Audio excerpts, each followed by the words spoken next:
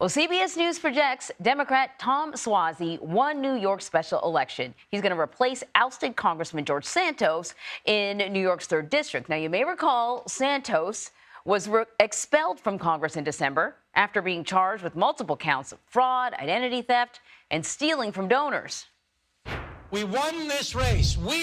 You won this race.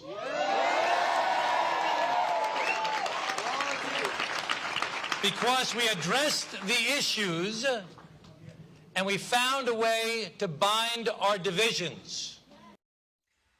Now, Suozzi actually represented the district in Congress for 3 terms before launching an unsuccessful bid for governor in 2022. He defeated Republican candidate Mazi Pilip 53% to 46%. And his victory is a big win for Democrats. It narrows the already thin Republican majority in the House.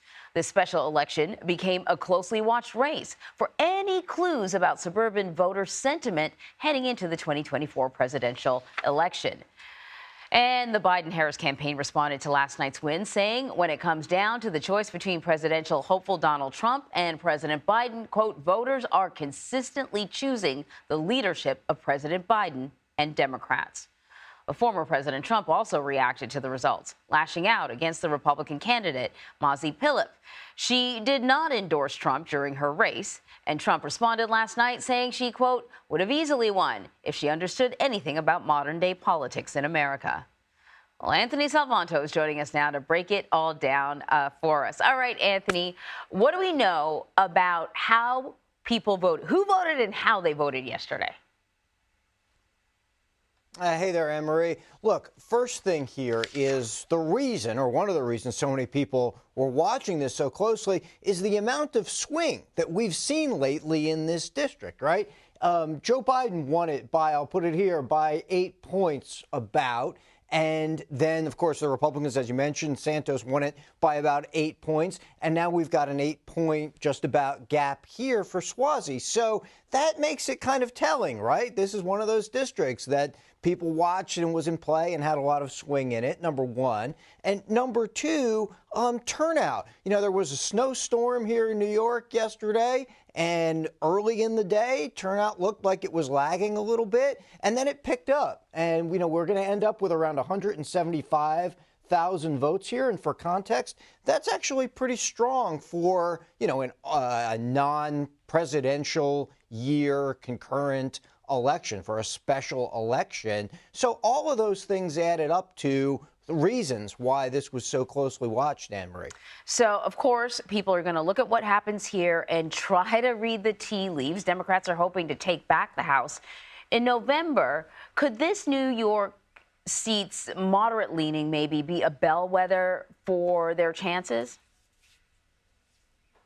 You know, I always say every race, especially special elections, are their own case and their own thing. You had a lot of things here that made this particular to New York 3. But having said that, you know, this is, as you mentioned, it's a suburban district. It's a wealthy district, one of the wealthier in the country. It's also a diverse district as well. Sometimes that becomes self-fulfilling in this sense. The parties will probably look at this and the campaign and these results, and maybe they'll take some lessons from it, which they then apply going forward. So in that sense, it's not so much bellwether as a data point, but it is something that the parties are then going to go out and try to apply in the next campaign.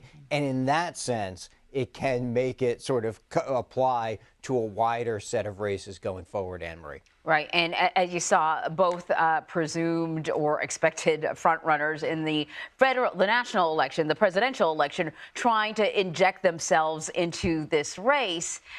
Was any of the outcome at all influenced by the national candidates' messaging? Well, look at it this way.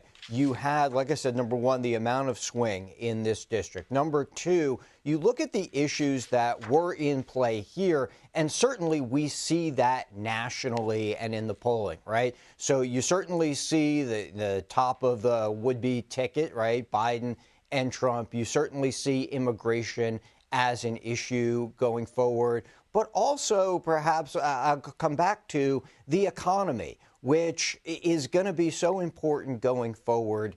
And that's something that I think as we watch play out, the better the economy does typically, the better it is for an incumbent. So once you get away from a lot of local issues, a lot of district particular issues, those are the kind of national things that I think will underpin 2024 as well, Emery. Right. Anthony Salvanto, thank you very much.